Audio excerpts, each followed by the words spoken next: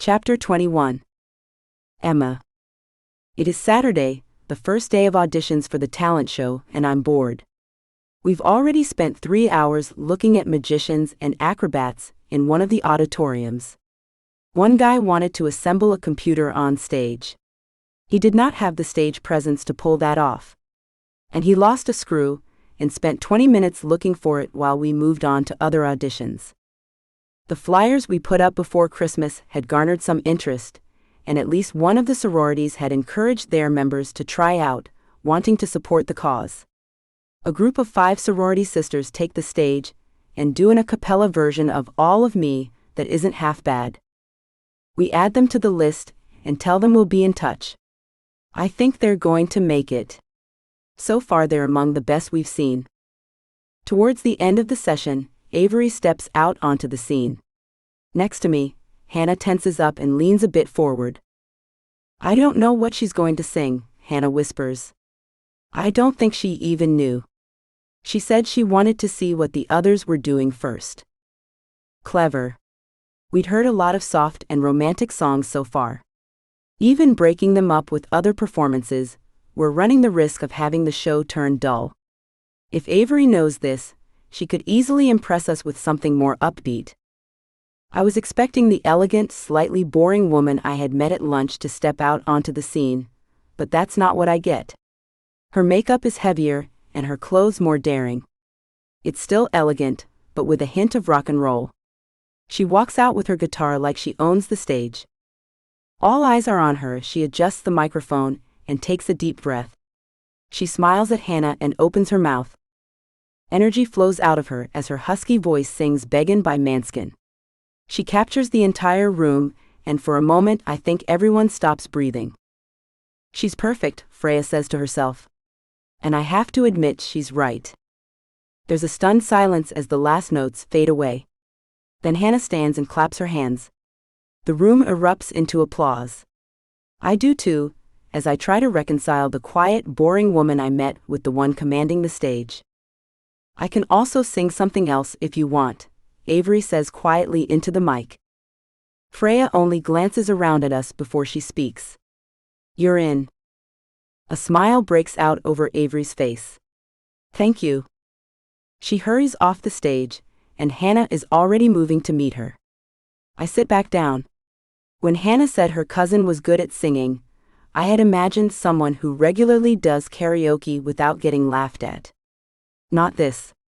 Not a full-fledged stage persona that could entice an entire room.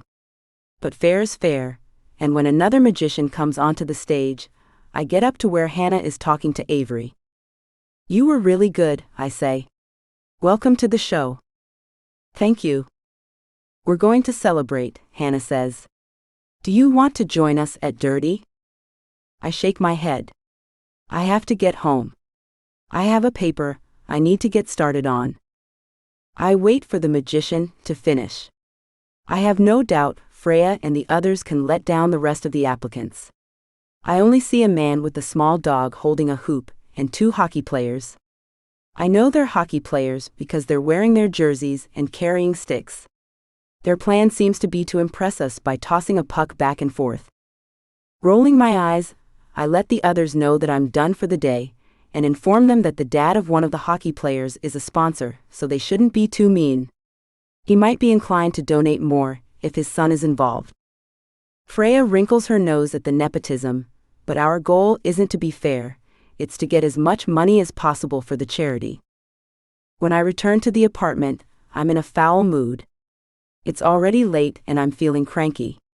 So many of the so-called talents were much worse than I had hoped. And I don't know why, but it irks me that Avery was as good as she was. I find Knightley lacing up his running shoes when I get back. He's dressed in tights and a light jacket. In his hands are gloves and a hat. There's still snow on the ground, but many of the paths are clear. Hey. I toss my bag onto the couch. Something wrong? I open my mouth. And stop. What can I say? That my new friend is good at singing? He'd probably think I'm insane. Going for a run? I wrinkle my brow. I don't think I've ever seen him go running before. Things are still a little weird between us, but I don't want them to be. Nothing has really changed. Not really. Yup. Can I come? He looks up at me in surprise. You run? I shrug. When I have time. I just don't like running alone late at night. We've never run together before. We've never lived together before either. Can you wait 2 minutes while I change? He seems to hesitate, but then he nods. I change my clothes as fast as I can, and put my hair up in a ponytail and find a thick warm headband. I grab my gloves and without another word, we head down and start warming up. I breathe in the cold air as we start moving, and let myself enjoy how my body comes alive. There's a track that leads through campus, and continues into a park on the other side. I fall behind as we meet someone on the sidewalk, and can't help looking at his ass. His back is straight, and there's strength in the arms as they move. The feeling of his cheek on my breast pops up in my head, and I'm glad I can blame my red cheeks on the exertion and the cold. We talk very little as we run. I can tell he's holding back a little for my benefit, but by the end, we're both breathing heavily. As we approach the apartment building, we slow down to walk the last bit. I'm surprised you're a runner, I say as he holds the door open for me. Why, he asks. I glance over at the stairs, but laziness is taking over, and I hit the button for the elevator and lift my foot behind me to stretch while I wait. I assumed you were more of a gym bro. I gesture to his muscles. He's unzipped his jacket. He laughs. I guess I am. But I still want to be able to outrun a bear, if I have to. He lifts up the hem of his t-shirt to wipe some sweat off his face, and reveals perfectly sculpted abs. I have no memory of what I was saying. I'm not even sure where I am. All I can do is stare at the smooth skin and the muscles underneath. The elevator dings, and I startle. Enjoying the view? Crap. Shit. He saw me looking. Don't flatter yourself. I step into the elevator and press the button. His whole person shifts from playful to serious in an instant. Look. He clears his throat and stands next to me, staring at the closing door. I don't know if you noticed. He takes a deep breath, and I can feel myself tense up. But I had someone over the other night. I have never in my life been more happy that I can blame my heavy breathing and red cheeks on the run. I know. I can't look at him, but I'm vaguely aware of him not looking at me either. Oh. He seems surprised. I told you I have noise-canceling headphones. I didn't hear anything. Good. I mean, it's your place, so you can do what you want. But in the future, maybe you could give me a heads up? Just so I can make sure they work, or so I can spend the night at Hannah's if she wants to stay over. There is an awkward silence between us as the elevator doors open. I get my key out and put it in the lock. They don't spend the night. He sounds almost angry. They can, I say quietly and unlock the door. If you want them to. I don't mind. We go inside and he closes the door. They won't. I sleep alone. I can't sleep if anyone else is in my bed. But it doesn't matter. I don't think I'm going to be hooking up with with women for a while. They're getting too clingy. I nod. Not sure how to feel about that. Okay. I almost run to my room to do some stretches before I hit the shower. My body is burning, and my crappy mood has turned into something else. I'm not sure what until I'm standing in the shower, and the hot water eases the tension in my muscles. Thoughts of his hands on my waist run through my mind. His breath on my nipple. How my body feels when I'm near him. I wonder what he looks like naked in bed. What it would feel like to lie under him. To run my hands over his abs. God, those abs. I bite my lip. His hands touching me. I'm only barely aware of my hands trailing down my stomach. Further down. What noises would I make under those hands? His tongue. There's a knock on the door, and my entire body turns bright red and ice cold as I still my fingers. Yes? I say with a shaky voice, praying the water will muffle whatever arousal is creeping into it. I'm ordering from that Mexican restaurant. Do you want some food? I remove my hand. Yes, please. Great. He waits for a heartbeat. Are you okay? You sound weird. Fuck. Fuck, fuck, fuck. I'm fine, just stubbed my toe. Okay. I place both hands on the tile wall and lean my forehead against it. What am I doing? That's my brother's best friend. That's a man who has known me for years. He's my roommate, for fuck's sake. I do not need to mess this up. Whatever I was doing, it has to stop. I finish the shower, ignoring the pulsating between my legs, and decide that I must have had some kind of brain fart, and it is over now. He's my friend. That's it. Chapter 22. Knightley. Somehow, I never imagined I'd do something as mundane as going on a run with Emma. The entire time, all I could think of was how good she looked with her pink cheeks and tight pants. The way her ponytail swung from side to side was driving me crazy. I had to run in front of her, because all I can think of lately is her body on top of mine. I still don't know if it actually happened, or if it was a dream. But I can't stop thinking of my hands pulling her close as I lay down on my bed, pulling her over me. The way her body molded to mine, her soft curves pressing against me. It has me taking cold showers much too often. And her voice when I knocked on the bathroom door. When she was showering. She said she stubbed her toe. But my mind had insisted on a completely different scenario. Why are you so quiet? Emma's brother asks, and dread fills me. If he ever knew the thoughts I have about his sister, I have no idea what he'd do. I've seen him eye up Emma's boyfriends before. Hell, I've even gone with him a time or two when we spied on her dates. Once, we even threatened one guy she was seeing. Noah found out he was cheating on her. She never knew. Just thinking, I say as we approach Noah's house. The lights are on, and as we open the door, we can hear laughter. What's going on?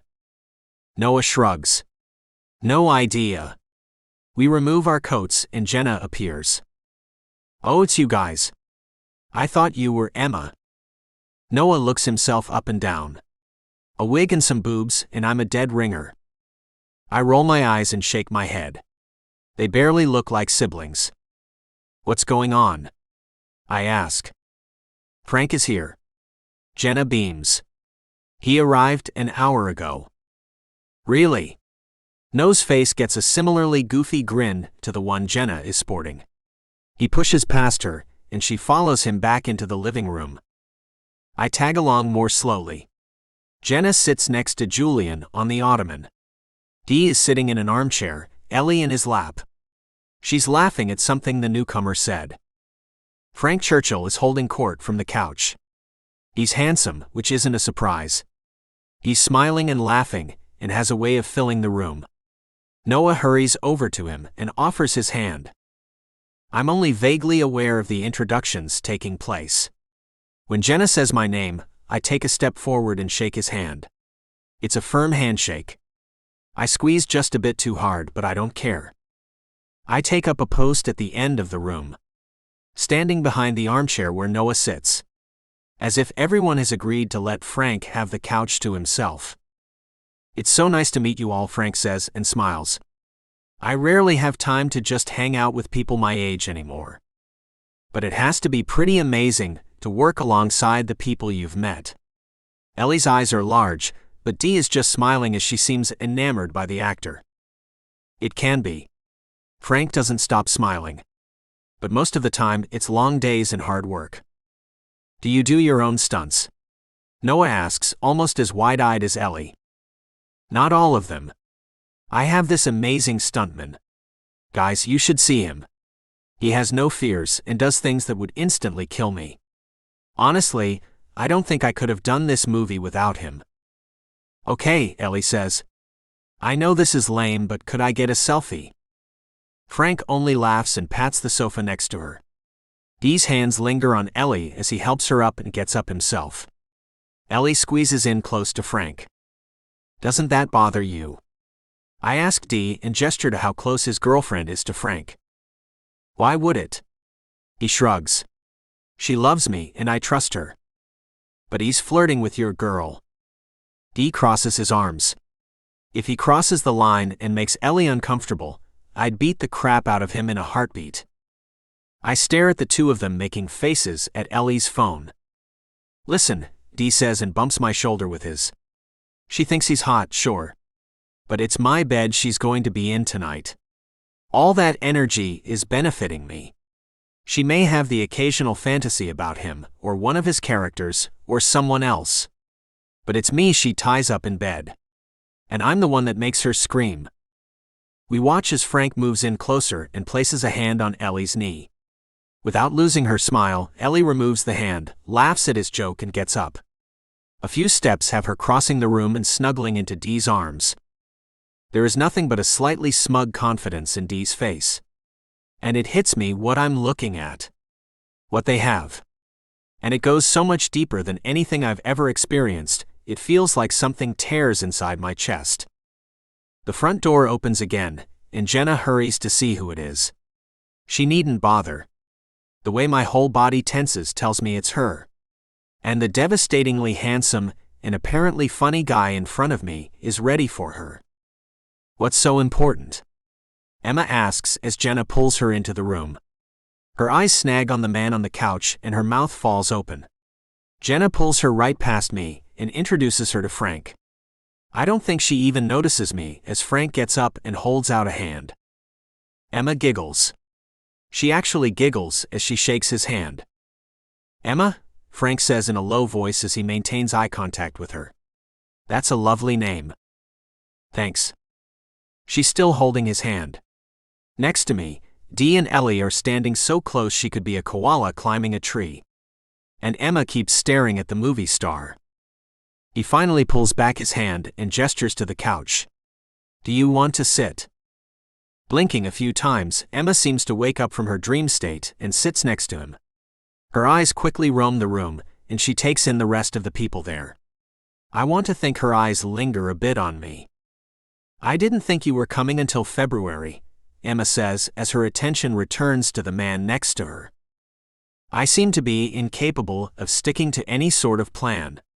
He gives her his movie star smile, the one I've seen on posters. And it works. Emma squirms a bit. Who wants food? Julian asks and gets out his phone. I'll order pizza. He puts in the order, as everyone tells him their preference. Ellie and Dee take their seats in the armchair again, and I remain standing. The only place left to sit is on the couch next to Emma. But I don't want to sit next to her as she flirts with someone else. So I mumble something about getting a drink, and head to the kitchen. I take my time finding a drink. Frank is telling stories from the set when I return. Silly little things that make everyone laugh. He talks of how he arrived early one morning and walked around talking to people for a good while until he went to get dressed, and only at that point did he realize his pants were inside out.